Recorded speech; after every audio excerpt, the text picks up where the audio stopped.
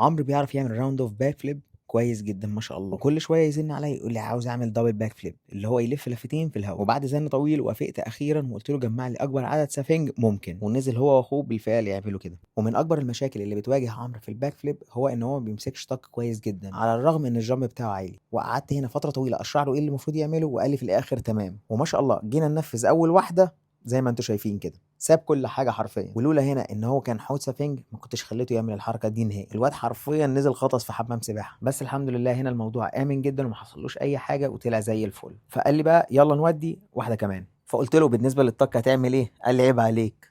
هسيبه طبعا، بس على الاقل فضل ماسك رجله الى حد ما فعملها كويس جدا ما شاء الله. فقلت له لا تعالى لي هنا بقى. فهنا عملت له تمرين للطاق وما شاء الله كان عامله كويس جدا. قلت له بقى اعمل زي ده بالظبط. قال لي حاضر. طلع فوق ما شاء الله الواد ولا كاني بشرح له اي حاجه، بس بالنسبه لاول مره ما شاء الله عملها كويسه جدا ونزل في الاخر على رجليه الى حد ما. وبكده نفذت لك طلبك يا عمرو، اوعى تطلبه مني تاني، واللي عاوز يتمرن يبعت لي مسج على الانستجرام او الفيسبوك. وبس كده، سلام.